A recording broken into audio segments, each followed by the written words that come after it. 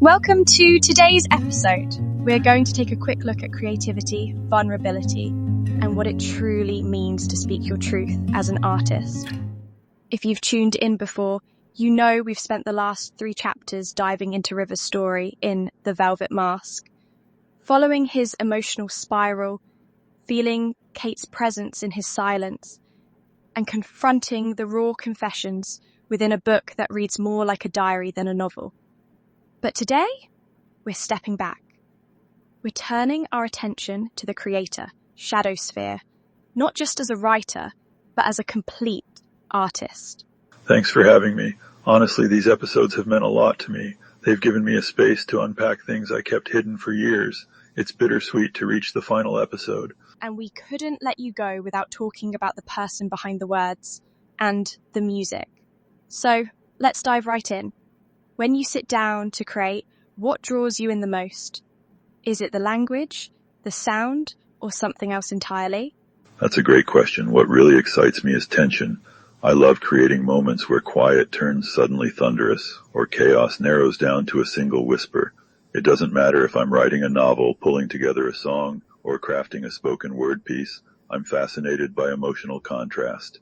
I want to write lines people underline at 2 a.m, or make music for when breathing feels impossible. The best part of being an artist is giving language to feelings people thought they'd never be able to express, and showing them they're not alone.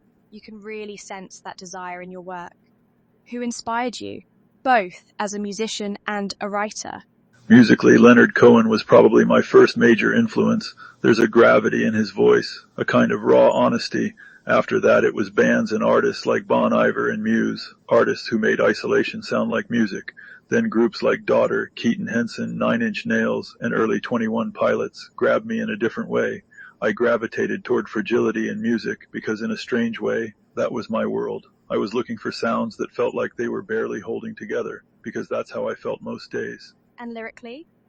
Who gave you that love of words layered with meaning? Taylor Swift, Phoebe Bridgers, and Hozier are big ones for me. I love storytellers who transform pain into something poetic, but never lose touch with the truth of what they're saying. They make even the messiness feel beautiful. As for writers, I'd say Ocean Vuong really changed the way I use language. There's not a single wasted word in his work. Shakespeare, for the way he paints emotion. Sylvia Plath, who never shied away from darkness. And Joan Didion, whose honesty is almost surgical. I try to hold myself to that standard, never flinching from what's real. We talked in an earlier episode about your love language being words. When did that click for you?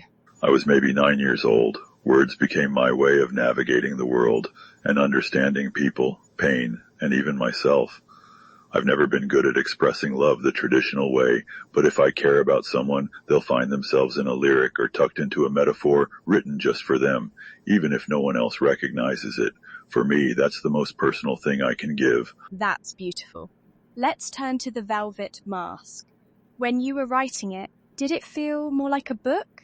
Or did it feel more like a letter to someone you couldn't reach? Honestly, it was both. It has the structure of fiction, but reads like a love letter I never had the courage or the chance to send. Each chapter, each song, even the painful parts, all came from love or its wreckage. I never wrote The Velvet Mask to be admired. I wrote it hoping someone somewhere would understand, or that I'd finally understand myself. The music and the story are so tightly connected. Did you write the songs and the book at the same time?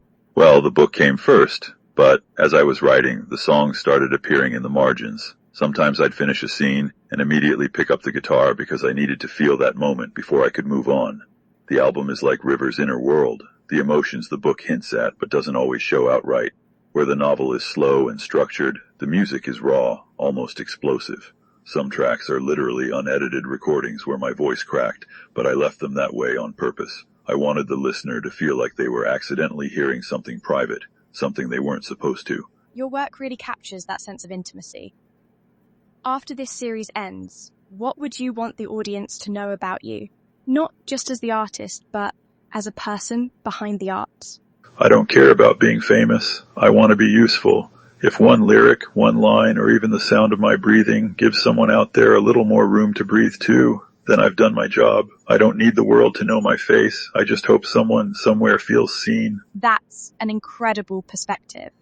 For everyone who's followed your journey across all 4 episodes, for the readers, the listeners, the fans, if you could leave them with one final message, what would it be? Art doesn't have to be perfect to matter. You don't have to be loud to be heard, and you definitely don't have to be unbroken to create something that might save someone else. Your silence isn't a flaw. It's just a page that hasn't been written yet. That's so powerful. Beneath the Mask was never really about one book or one artist. It's about what it looks like when someone chooses truth over comfort, even when no one is watching. If this series has moved you, I urge you, pick up the book, listen to the album, and most importantly, tell your own story. Maybe you wear a mask to hide, or maybe, like Shadowssphere, you wore it just long enough to find your voice. Whatever your reason, let your story be heard. Thank you for letting me be here. This was Beneath the Mask. Honest, raw, unfiltered, and never really over. Thank you for listening, and remember, your story, just as it is enough.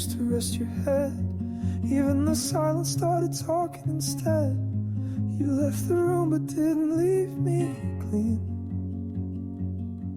I wear your goodbye like a ripped off dream. Ghosts don't haunt you till you hold their hand till you